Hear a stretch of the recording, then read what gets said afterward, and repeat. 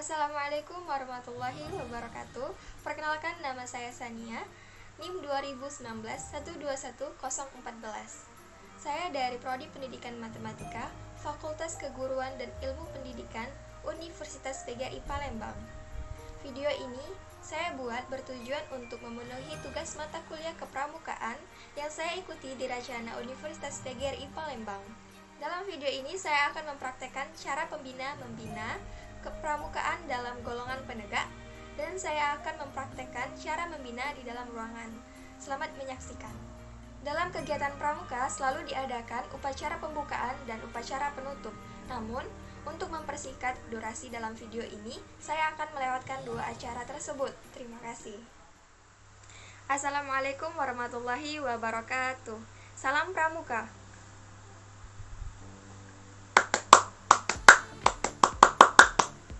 Selamat pagi kakak-kakak semua. Pagi. Bagaimana kabarnya hari ini? Alhamdulillah, luar biasa. Nah, baiklah kakak-kakak semua, marilah kita mulai saja agenda mingguan kita. Kali ini yang berjudulkan Rukun Puasa dan salah satu cara menjalankan puasa sunnah. Rukun puasa itu adalah jalan hidup yang gak boleh dilewatkan pengetahuan dan penerapannya jika kita mau melaksanakan atau berniat melakukan puasa. Mengenai rukun puasa itu sendiri terdapat di dalam Al-Quran ayat 183 surah Al-Baqarah. Saya mau kakak-kakak semua ikutan membaca ya. Silakan buka Al-Qurannya jika bawa, tapi kalau yang nggak bawa bisa buka dari handphone melalui aplikasi ya. Oke, marilah kita baca bersama-sama artinya. Wahai orang-orang yang beriman, diwajibkan atas kamu berpuasa sebagaimana diwajibkan atas orang sebelum kamu agar kamu bertakwa. Oleh karena itu, kita sangat disarankan untuk memahami apa itu rukun puasa dan kenapa kita harus memahaminya. Di dalam rukun puasa terdapat 4 macam berdasarkan fikih Islami. Yang pertama adalah niat puasa. Niat dilakukan ketika kita mau melaksanakan suatu amalan ataupun kegiatan. Niat dibaca ketika kita mau melaksanakan puasa wajib maupun puasa sunnah. Oleh karena itu, mempelajari niat untuk puasa wajib maupun puasa sunnah merupakan hal yang sangat penting, karena jika kita tidak melakukan niat untuk melaksanakan puasa wajib maupun puasa sunnah, maka puasa kita tidak akan terhitung karena puasa kita tidak dianggap sah ya kakak-kakak. Niat puasa ada 3 macam. Yang pertama adalah berniat di malam hari sebelum subuh. Apa itu berniat di malam hari sebelum subuh? Berniat di malam hari sebelum subuh adalah niat yang dilakukan sebelum fajar menyongsong. Berdasarkan hadis dari Hafsah Ummul Mukminin, niat yang dilakukan ketika waktu subuh membuat puasa kita batal atau tidak sah. Itu untuk puasa wajib. Namun untuk puasa sunnah dibolehkan kita mengucapkan niat di waktu pagi hari. Namun dengan syarat waktunya masih di waktu zawal. Apa itu waktu zawal? Ada yang tahu kakak-kakak? Waktu zawal adalah waktu sebelum matahari tergelincir ke arah barat. Begitu kakak-kakak. Adapun yang kedua yaitu menegaskan niat. Niat puasa harus didasarkan pada tujuan untuk menegaskan puasa wajib maupun puasa sunnah. Yang ketiga yaitu niat yang harus diulang setiap malamnya. Ada jenis puasa yang harus niatnya diulang setiap malam sebelum memasuki subuh. Niat tersebut ditujukan untuk hari berikutnya, seperti kayak puasa Ramadan selama 30 hari dari hari ke-1 sampai ke hari 30. Kita diharuskan membaca niat dan tidak boleh satu niat itu untuk 1 bulan ya. Misalnya untuk puasa di hari Senin dibacakan niat di hari Minggunya ketika sahur, begitu. Adapun rukun puasa yang kedua yaitu menahan diri dari hal-hal yang dapat membatalkan kita dari puasa. Kita harus mampu menahan diri kita dari hal-hal yang dapat membatalkan kita dari puasa. Adakah kakak-kakak di sini yang tahu hal-hal apa saja yang bisa membatalkan puasa kita? Yang tahu boleh tunjuk tangan ya, nanti saya pilih. Oke, yang di sana apa itu? Berhubungan badan. Oke, benar. Berhubungan badan bisa membatalkan kita dari puasa ya. Ada yang lain? Benar.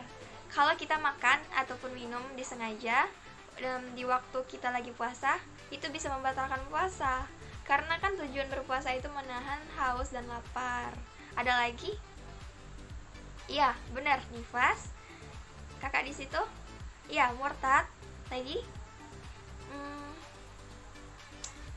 Ya, benar. Kalau kita memasukkan sesuatu ke dalam lubang di dalam tubuh kita, maka puasa kita bisa tidak sah atau batal. Apalagi ya? Di sini ada nggak yang kalau puasa marah-marah sampai lupa diri? Hati-hati ya, kalau kita marahnya berkelebihan, bisa-bisa puasa kita jadi tidak sah atau batal. Bisa juga kalau kita nangis, terus kita berlebihan dalam menangis sehingga air matanya masuk ke dalam tubuh kita, itu bisa membatalkan puasa juga. Begitu. Oke, kita lanjut yang ketiga ya. Yang ketiga rukunnya adalah menahan diri dari jima. Jima, ada yang tahu arti jima apa? Jima itu bahasa Arab. Oke, benar. Jima adalah berhubungan badan. Hal ini ditegaskan dalam surat Al-Baqarah ayat 187.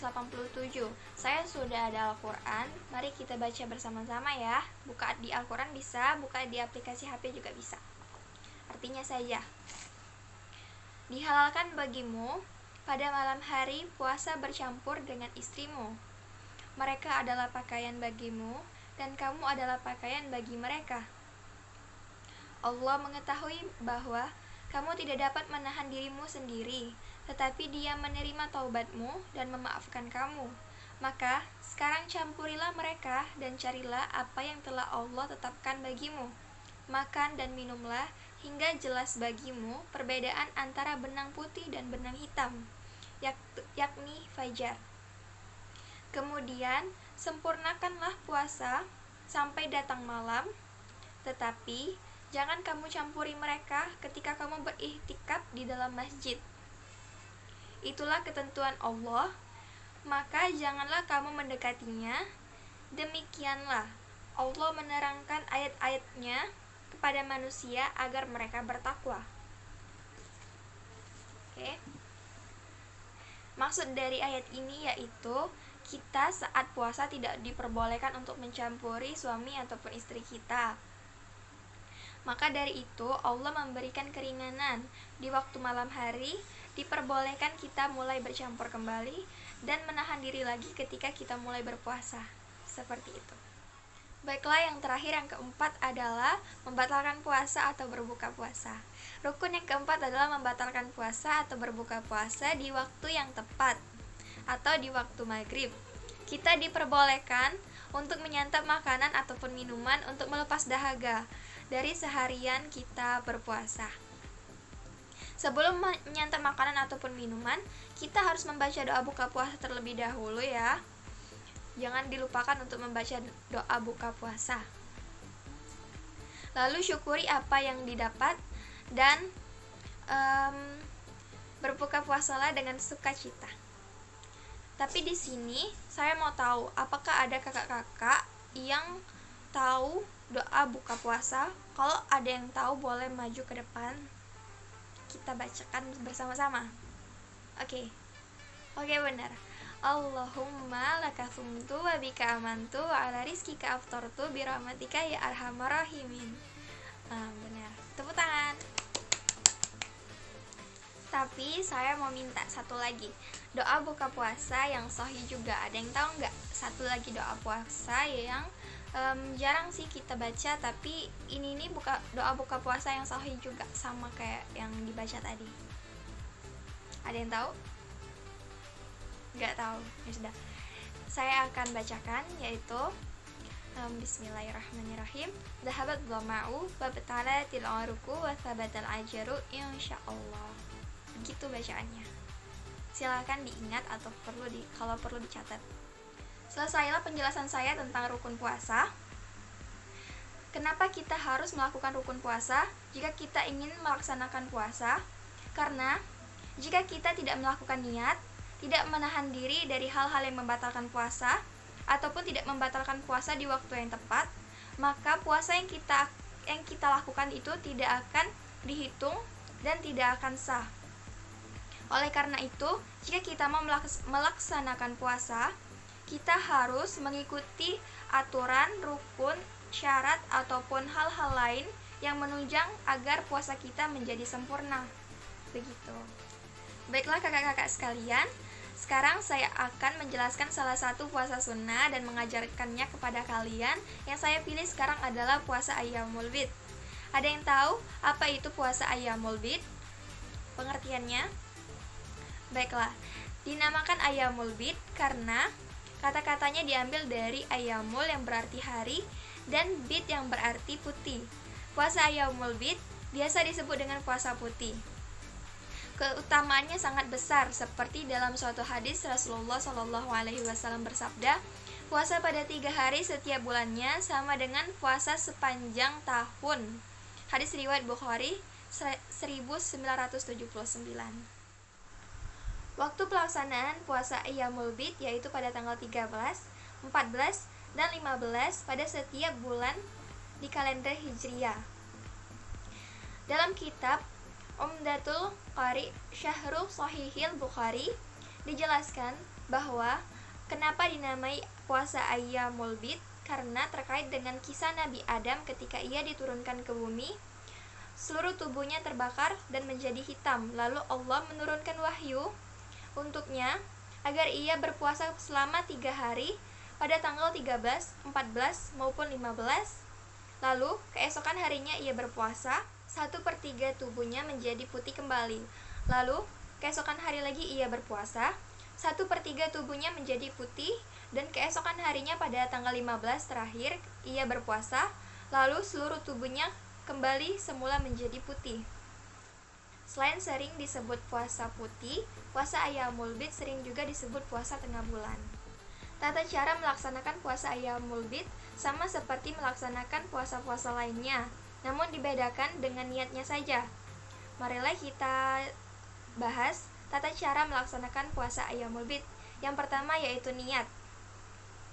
Niatnya yaitu nawaitu shauma ghadin Ayyamul Bid sunatan lillahi ta'ala, yang artinya saya berniat puasa Ayyamul Bid besok hari di hari-hari putih karena Allah Ta'ala. Yang kedua yaitu sahur. Sahur seperti biasa dan berhenti sebelum subuh, sebelum fajar. Yang ketiga yaitu menahan diri saat puasa, menahan diri dari nafsu, menahan diri dari makan, minum, dan lain-lain. Yang keempat adalah berbuka puasa saat waktunya tiba atau saat mendengar azan maghrib. Dalam melakukan puasa Ayyamul Bid tentunya kita banyak sekali mendapatkan keutamaannya. Salah satunya yaitu puasa Ayyamul Bid sama seperti puasa sepanjang tahun. Jika kita melaksanakan 3 hari setiap bulannya, sama saja kita mendapatkan pahala seperti puasa sepanjang tahun. Seperti diriwayatkan hadis Rasulullah SAW yang saya sebutkan tadi. Lanjut, yang kedua yaitu merupakan wasiat Rasulullah. Abu Hurairah radhiyallahu anhu berkata, kekasihku Rasulullah SAW mewasiatkanku 3 nasihat yang tidak akan pernah aku tinggalkan hingga aku mati. Yang pertama yaitu mengerjakan puasa 3 hari setiap bulannya. Yang kedua yaitu melakukan sholat duha. Yang ketiga yaitu melaksanakan sholat witir sebelum tidur. Hadis riwayat Bukhari. Lanjut, yang ketiga merupakan kebiasaan Rasulullah. Dan yang keempat, hidup jadi lebih tenang. Karena dengan kita melakukan puasa Ayyamul Bid, kita bisa membentengkan diri kita dari perbuatan dosa. Yang kelima adalah memperbesar pahala. Baiklah, dengan berakhirnya penjelasan saya kali ini, marilah kita tutup dengan tepuk pramuka 2 kali.